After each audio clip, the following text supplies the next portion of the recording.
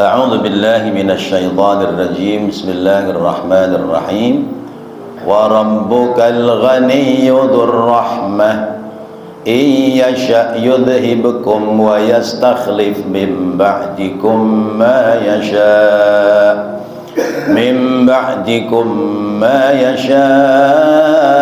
kama ansha'akum min dhurriyyati qaumin akharin innama tu'aduna la'at wa ma antum bimu'jizin. Bapak Ibu hadirin hadirat rahimakumullah, ayat yang lalu menjelaskan tentang bahwasanya Allah tidak akan menghancurkan satu negeri manapun, yaitu sesudah risalah ajaran Islam yang dibawa oleh Nabi kita Muhammad sallallahu alaihi wasallam. Jadi umat-umat terdahulu kalau dibinasakan, ya dibinasakan semua. Kalaupun tersisa, yang tersisa itu orang-orang baik, yang orang-orang jahat itu disapu habis oleh siksa Allah. Tapi generasi umat Nabi Muhammad sallallahu alaihi wasallam itu, kalaupun ada sebagian yang terkena peringatan dari Allah, maka sebagian yang lain itu masih tersisa. Tidak semuanya dibinasakan oleh Allah, karena janji Rasulullah sallallahu alaihi wasallam bahwa umatku tidak akan seluruhnya dibinasakan oleh Allah. Setiap umatku tidak akan melakukan kesesatan seluruhnya. Kalau ada sebagian yang sesat, pasti sebagian besar masih mendapatkan hidayah dari Allah Subhanahu wa ta'ala. Maka jangan kaget kalau ada pengakuan orang Islam tapi perilakunya di luar tuntunan Islam, karena boleh jadi inilah bagian dari orang yang disesatkan oleh Allah. Pada ayat yang ini Allah menjelaskan kepada kita dalam hidup ini jangan sombong, ya. Sebab sifat sombong itu hanya milik Allah. Kesombongan kita diantaranya karena sebab kita memiliki harta, ya. Dulu zaman masih susah itu hormat sama orang, ya. Tapi giliran hidup kaya, lihat orang itu kecil, Pak. Ya. Lihat orang kecil, merasa diri paling besar oleh sebab punya harta. Lalu terhadap orang lain itu dia mengukurnya dengan uang. Ukuran dia mah kasih aja duit, ntar pasti juga tunduk dia. Itu berarti memiliki kesombongan lewat harta, kekayaan. Betapa banyak, ya, orang yang zaman susah bisa hormat sama orang lain, begitu sudah kaya, ya, malah gila hormat, ya. Butuh diberikan penghormatan dari orang lain.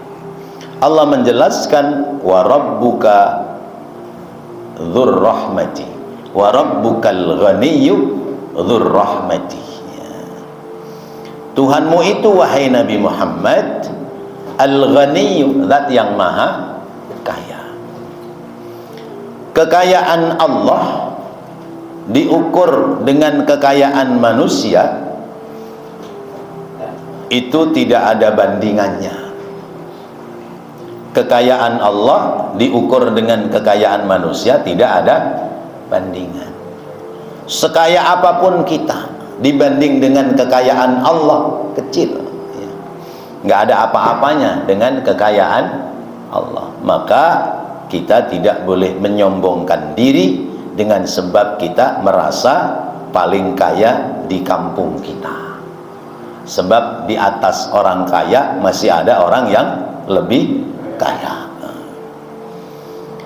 sehingga sifat sombong itu akan hilang dan berganti dengan sifat namanya tawadhu, rendah hati. Allah mengajarkan kepada kita jangan sombong sebab harta, bergantilah dengan sifat rendah hati, karena orang semakin rendah hati terhadap orang lain apalagi posisinya sudah kaya, akan semakin dihormati oleh orang lain.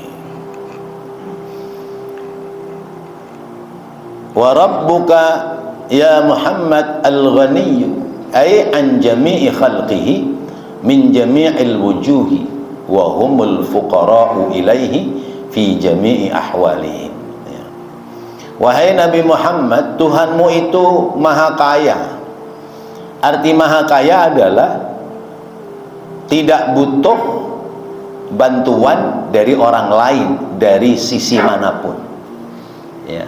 Tidak butuh dari bantuan makhluk, tidak butuh dari bantuan manusia dari sisi manapun.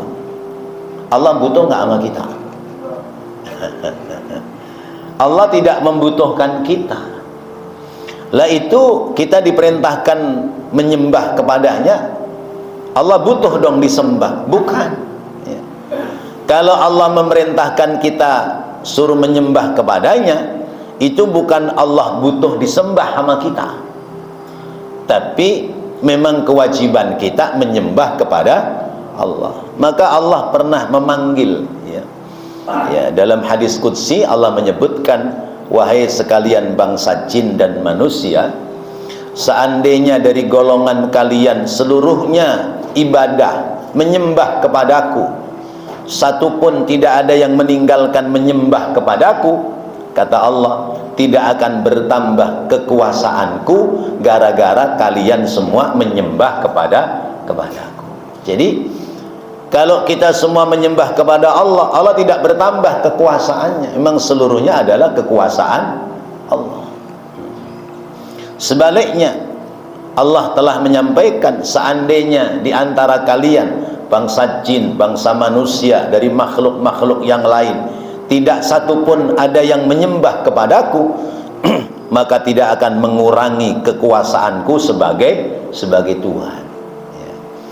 Jadi Allah tidak butuh bantuan dari makhluk. Itulah yang disebut bahwa Allah itu qiyamuhu binafsi. Allah berdiri sendiri, tidak butuh bantuan dari makhluk. Lalu kenapa Allah di dalam hal kalimat-kalimatnya kadang mengucapkannya dengan bahasa kami, ya. Misalnya Allah terhadap Al-Quran mengatakan inna nahnu nazzalna dzikra wa inna lahu lahafidhun. Sesungguhnya kami menurunkan Al-Quran dan sesungguhnya kami benar-benar memelihara Al-Quran. Nah, kalau kami berarti Allah tidak sendirian dong, ya. Apakah itu bukan berarti Allah butuh kepada makhluk? Tidak. Allah terhadap pemeliharaan Al-Quran, bahwa Al-Quran itu kalam Allah, firman Allah, lalu kemudian perawatan Al-Quran untuk kemurnian Al-Quran, Allah memerintahkan kepada malaikat, ya.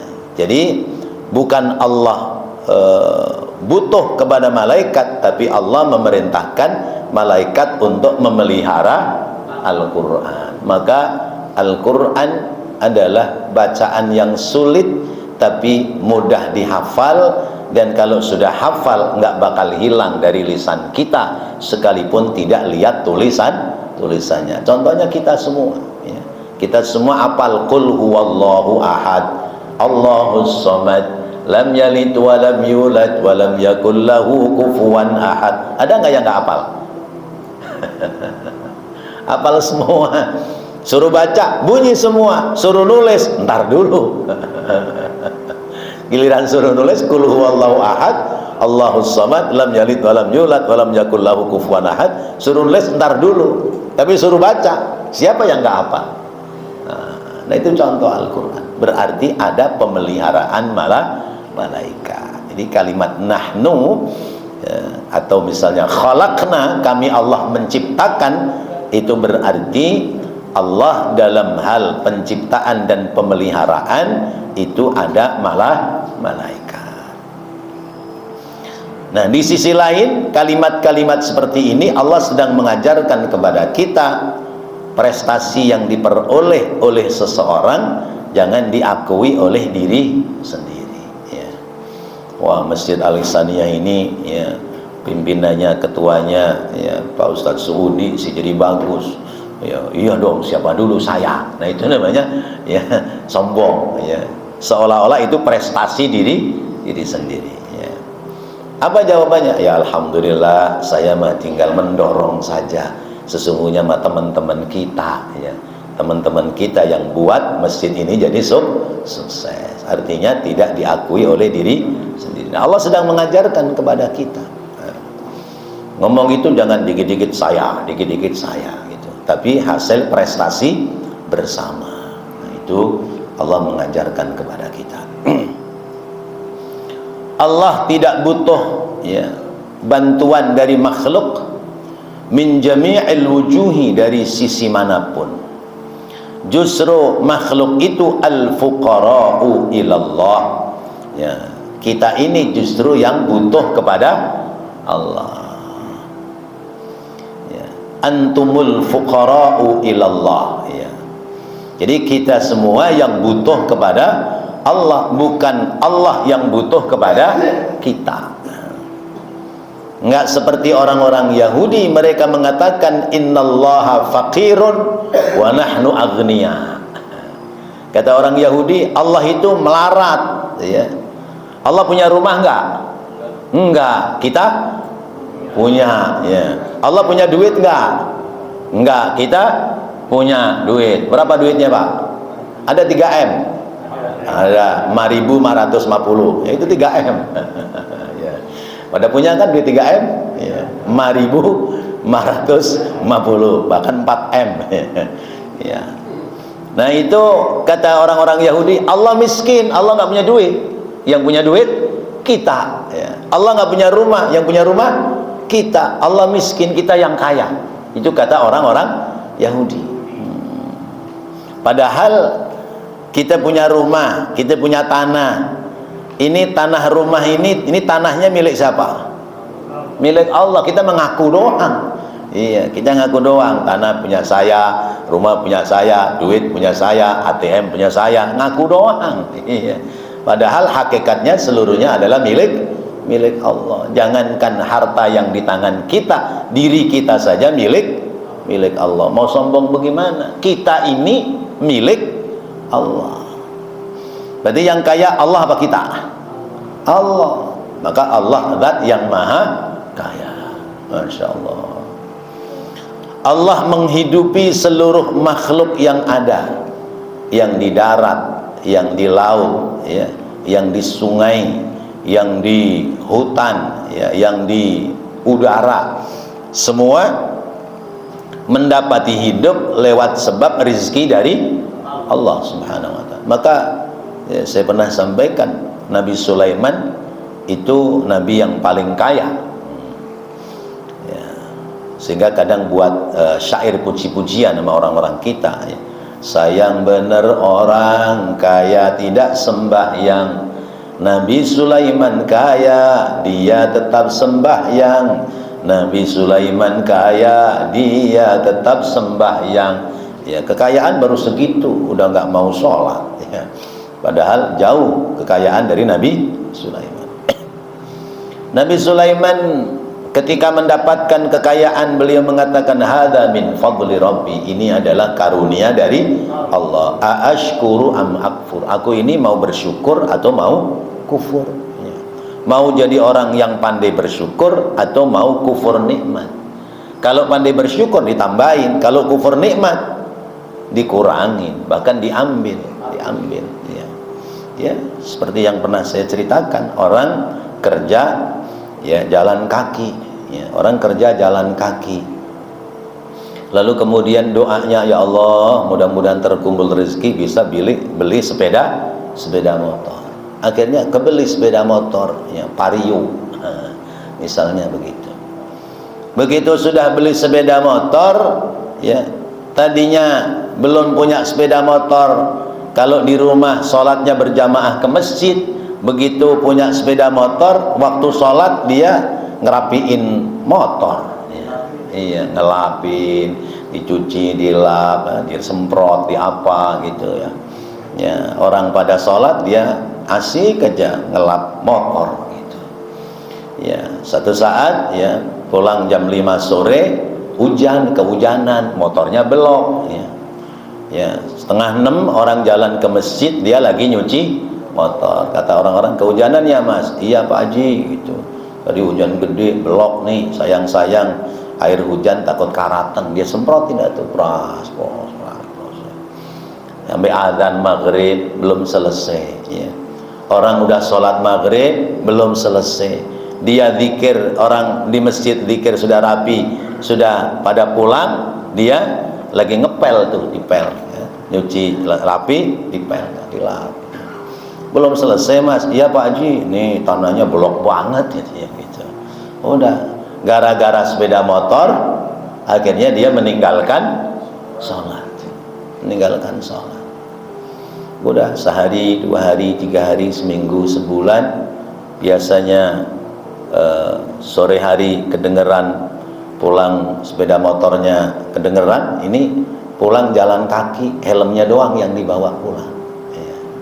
Kata istrinya, kan helmnya kan dibawa masuk ke dalam kantor, motornya di luar kantor tuh. Pak, kok helmnya doang, motornya kemana? Ama tuh motornya hilang. Di kantor itu motor banyak ya, di parkiran tuh banyak, kenapa yang dipilih motor saya ya mak? Kata istrinya, alhamdulillah. Lu kok alhamdulillah? Iya, karena kemarin sampean gara-gara punya motor meninggalkan sholat, sekarang nikmatnya dicabut kembali oleh Allah, akhirnya nggak punya motor, jalan kaki lagi, sholat lagi dia tuh ke masjid. Masya Allah. Nah, itu bisa jadi seperti itu ya. Nah, hal sepele seperti itu kadang-kadang terasa ketika sudah terjadi. Sebelum terjadi mah enak aja deh tuh ya. Nah, itulah wa rabbukal ghaniyyu, Allah itu zat yang maha kaya. Sementara kita ini miskin, kita tetap butuh pertolongan, bantuan dari Allah Subhanahu wa ta'ala. Maka Allah itu maha kayanya dzur rahmah. Maha kayanya Allah memiliki sifat kasih sayang. Wa huwa ma'adzalika rahimun bihim. Kama qala fi suratil Baqarah, sebagaimana dalam surat Al-Baqarah difirmankan, innallaha bin-nasi la raufur rahim. Sesungguhnya Allah itu benar-benar maha penyantun lagi maha penyayang terhadap umat manusia. Bagaimana Allah tidak maha penyayang ya? Orang-orang yang ibadah kepada Allah disayang oleh Allah, diberikan rizki. Orang-orang yang tidak ibadah kepada Allah tetap diberi rizki. Orang-orang yang ingkar kepada Allah tetap diberi rizki. Itu tandanya Allah dzur rahmah, Allah punya kasih sayang. Coba kalau kita ya, kalau kita misalnya kita mau berbagi sama orang yang baik sama kita, coba kalau orang itu musuhin kita, kita punya makanan, dibagi apa enggak? Bodoh amat, orang dia aja musuhin kita. Itulah bedanya kita manusia dengan Allah Subhanahu wa ta'ala. Jadi jauh ya. Allah terhadap yang memusuhi sekalipun, Allah terhadap yang tidak pernah ibadah sekalipun tetap dikasih. Masya Allah ya. Sama juga ya, Allah itu tidak pernah menyesal, tidak pernah capek kepada hambanya yang selalu minta kepadanya ya. Allah nggak pernah capek memenuhi permintaan dari hambanya. Tapi kalau kita orang datang lagi ngeluh pinjam duit, belum bayar, datang lagi ngeluh pinjam duit, ya, datang lagi, ngeluh lagi, pinjam duit lagi, 3 kali ngeluh, pinjam duit, belum bayar, pinjam. Bagaimana kata kita? Pegel gua sama dia. Capek kita. Ya, itu kalau manusia urusan dengan manusia. Tapi kalau Allah berurusan dengan hambanya, Allah dzu rahmatin, ya. Di ayat lain dikatakan dzu rahmatin wasi'ah, ya. Allah memiliki rahmat yang luas, ya. Di sini pakai isim ma'rifat dzur rahmah. Allah zat yang memiliki kasih sayang. Jadi nggak ada jalan lain bagi kita dalam hidup kecuali kita bersandar hanya kepada Allah, karena Allah itu as-samad, ya. Allah tempat kita bergantung, ya, bergantung, bersandar, sandaran kita hanya kepada Allah. Iyasha yudhibkum wa yastakhlif min ba'dikum ma yasha. Iyasha yudhibkum, kalau Allah menghendaki memusnahkan kalian, bisa nggak? Bisa, iya. Gampang aja kalau Allah menghendaki memusnahkan, ya. Orang masih tidur lelap, ya, anteng semua, tahu-tahu terjadi kebakaran, ya, habis semua ada tuh, ya. Ya, tempo hari yang di mana Sar sore itu, ya, ada korban 1, itu kan, ya, sekalipun zahirnya ikhtiar manusia, tapi semua kejadian itu atas kehendak Allah. Keteledoran manusia sekalipun pada hakikatnya adalah atas kehendak Allah. Kalau misalnya lampu lilin, orang lupa lalu lampunya jatuh, kalau Allah tidak menghendaki kebakaran, kan lilin itu dibuat mati oleh Allah, ya. Tapi kalau Allah menghendaki lain, ya, supaya menjadi peringatan dan pelajaran bagi kita, dilala lilinnya jatuh, kenanya spray, ya, kasur, ya. Spray kasur nular ke kasur, ya.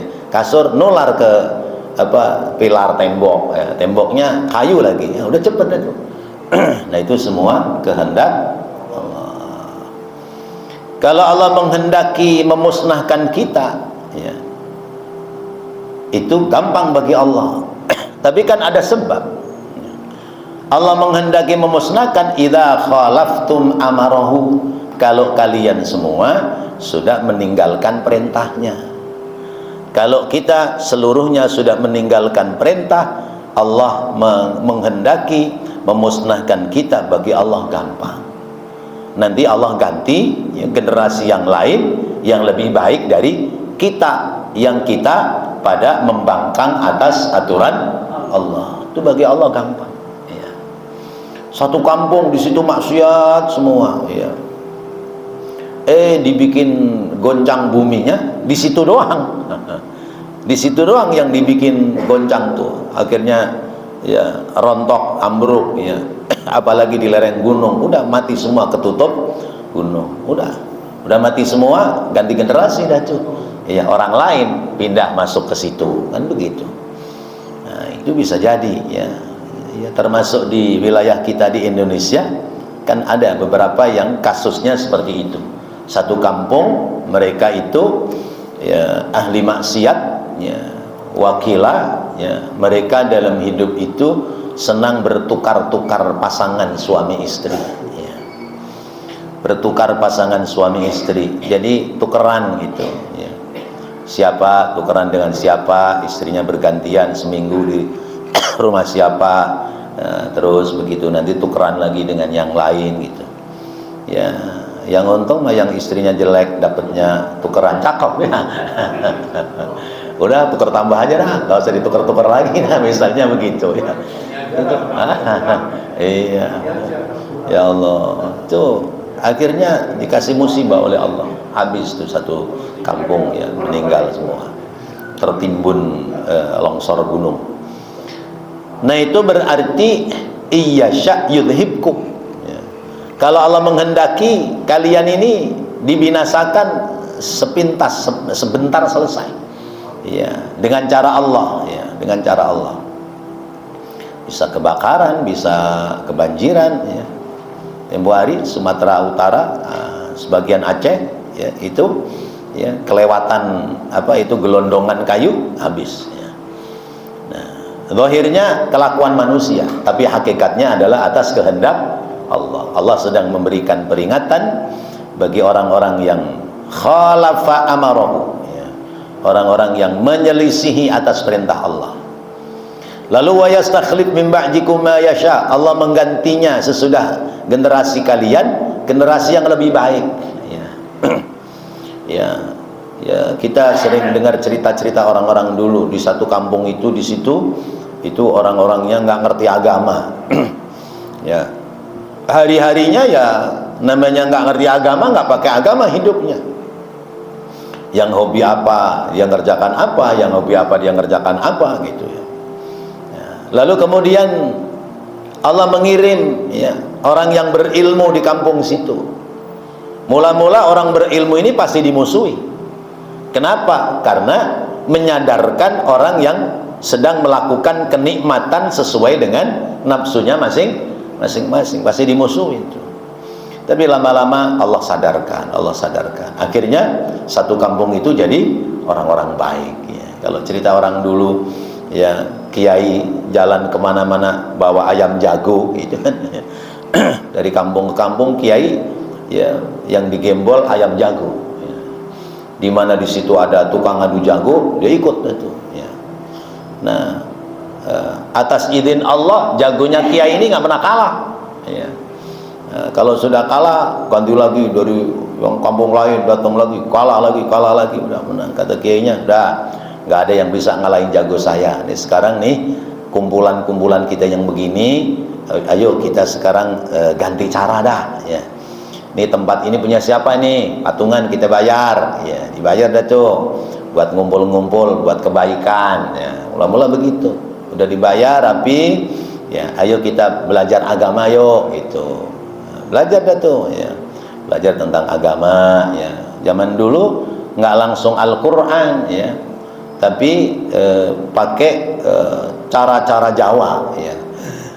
Karena emang itu adalah daerah-daerah kejawen ya. Misalnya apa itu syair-syair Jawa yang mengandung syariat agama gitu ya. Apa itu lir ilir misalnya, lir ilir tandure wus sumilir. Nah, itu kan sesungguhnya syair ini syair dakwah ya. Lir tandure wus sumilir, ayo bangkit tanamannya sudah mulai bangun, tanaman kebaikannya sudah mulai bangun ya. Tak ijo royo ya, tak senggok pengantin anyar gitu ya. Ya, hijau subur seperti pengantin anyar, pengantin baru. Caangon penekno blimbing kuwi. Wahai sang pengembara ya, naiklah ke pohon belimbing itu dan pungut pohon belimbing itu. Kenapa filosofinya kok buah belimbing? Karena belimbing itu sisinya ada 5. Artinya apa? Ayo pada sholat 5 waktu, lunyu penekno kanggo masuh dodotiro ya. Sekalipun sulit, sekalipun susah, ayo pungut belimbing itu untuk mencuci badan kita dari kotoran salah dan dosa. Lunyu penekno kanggo sebo mengko sore ya. Sekalipun licin harus dipungut, diambil untuk apa? Untuk bekal nanti sore ketika menghadap kepada Allah. Terakhirnya apa itu? Ya surao.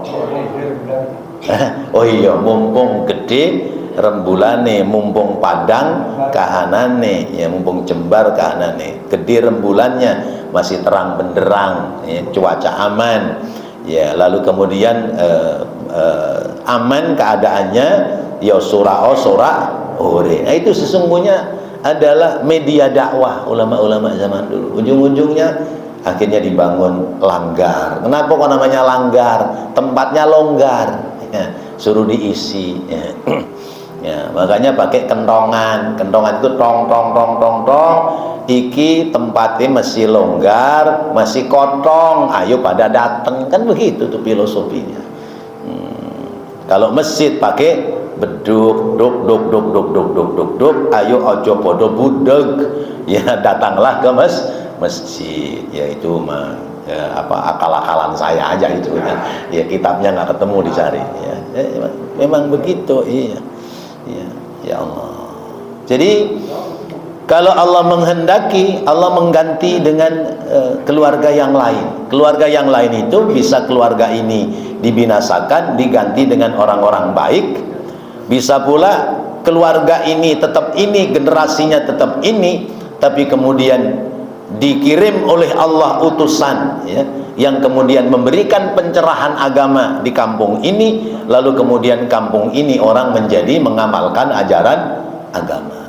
Itu kama ansha'akum min dzurriyyati qaumin akharin, seperti Allah menjadikan kita, ya, ditumbuhkan kita dari generasi sebelum kita. Kita terlahir oleh orang-orang generasi sebelum kita, yang generasi sebelum kita boleh jadi kurang paham agama, maka kemudian kita diberikan oleh Allah, ya, paham agama. Masya Allah.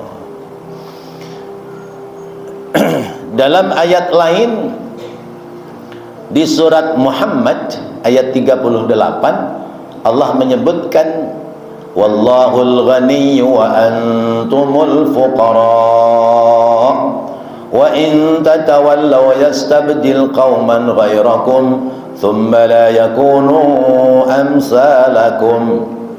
Allah itu al-ghaniyyu, zat yang maha kaya, wa antumul fuqara, kalian adalah orang-orang yang butuh bantuan Allah. Wa in tatawallaw, seandainya kalian berpaling dari Allah, yastabdil qauman ghairakum, maka Allah akan mengganti kaum selain daripada kalian. Ya, Allah menggantinya summa la yakunu amsalakum, kemudian mereka tidak seperti keadaan kalian, bisa jadi mereka lebih baik dari perilaku-perilaku kalian. Kemudian di surat Fatir Allah juga menyebutkan ya ayyuhan nasu antumul fuqara'u ila Allah wallahu huwal ghaniyyul hamid. Sekalian umat manusia, kalian semua itu butuh kepada Allah. Ya, Allah itu dia zat yang maha kaya lagi maha terpuji. Iyasha yudhibkum wa ya'ti bi khalqin jadid wa ma dzalika 'ala Allahi bi'aziz. Kalau Allah menghendaki kalian ini dibinasakan, Allah mengganti generasi yang baru, dan Allah itu ala dzalika, atas hal itu tidak ada yang sulit, ya. Tidak sulit bagi Allah kalau ingin merubah, ya, satu generasi yang buruk digantinya dengan generasi yang lebih baik. Innama tu'aduna, sesungguhnya apa-apa yang telah dijanjikan oleh Allah kepadamu la'atin, pasti datang. Wa ma antum bimu'jizina, dan kalian semua tidak mampu menolak. Apa yang dijanjikan oleh Allah pasti datang. Apa yang dijanjikan oleh Allah kepada kita? Mati. Kematian itu pasti datang. Suatu saat pastikan datang. Ya, apa itu, lagu apa itu? Ya, suatu saat pastikan datang sang malaikat pencabut nyawa. Nah, itu nanti kita akan didatangi oleh malaikat. Itu janji Allah pasti datang. Apa? Kematian.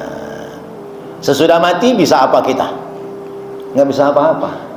Kalau masih sehat, apapun bisa. Iya. Ya, emas batangan dikumpulin bisa, ya. Dolar disimpan di restoran bisa, ya kan? Berapa triliun itu? Iya, apaan bisa, ya. Perempuan yang cakep-cakep bisa, ya. Masya Allah, ya. Digeledah sama polisi. Rumahnya itu jaksa dijaga sama tentara. Bagaimana ini jadinya? Iya. Polisi sama tentara jadi alat semua, diperalat, ya. Tadi saya lihat di media sosial ada perempuan yang nangis-nangis, ya, ngaku itu duit saya, Pak, ya, saya titipkan di Jampitsus. itu duit saya, habis duit saya kalau saya taruh di rumah itu jadi fitnah, saudara-saudara saya pada mau ngambil duit saya, jadi saya titipin. Ini gimana ini?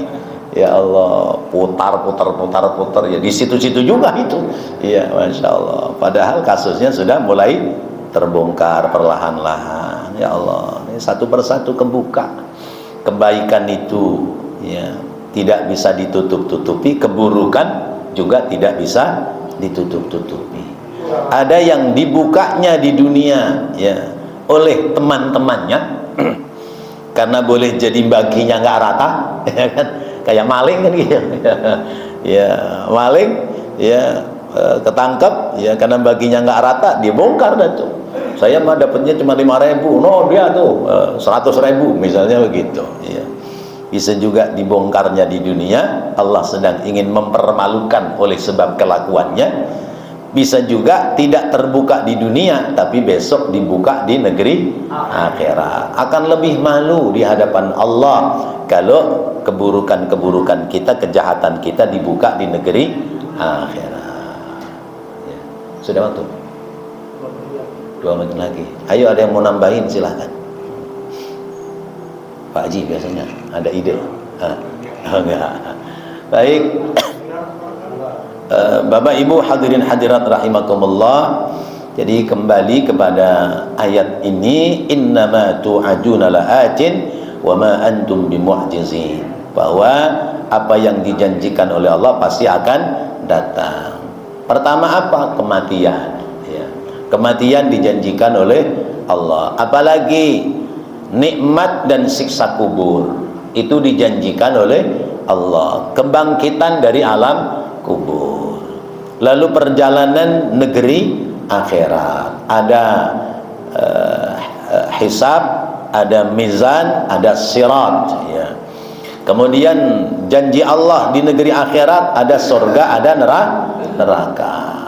Nah itu ay la tu'jizunallaha bal huwa qadirun ala i'adatikum in sirtum turaban rufatan wa idhaman huwa qadirun la yu'jizuhu syai'un. Kata Allah ya, kamu tidak bisa menghindari ya, tidak bisa menolak, artinya kamu tidak bisa menolak dari apa yang sudah dijanjikan oleh Allah, karena Allah itu qadirun, zat yang maha kuasa, ala i'adatikum, atas mengembalikannya kalian dari kematian menjadi kehidupan kembali. Wa in sirtum turaban, apabila kamu sudah jadi tanah, rufatan, sudah remuk tulang belulangnya, wa idhaman, tulangnya sudah terpisah-pisah, tapi Allah qadirun, Allah mampu, la yu'jizuhu syai'un, tidak bisa ya orang menolak sedikit pun. Kemudian Rasulullah menyampaikan, ya bani Adam in kuntum taqiluna fa'idu anfusakum minal mauta walladhi nafsi biyadihi innama tu'idna la'atin wa ma antum bimu'jizin. Sekalian manusia, kalau kalian akalnya sehat, fa'idu anfusakum minal mauta, maka persiapkan dirimu tentang menghadapi kematian.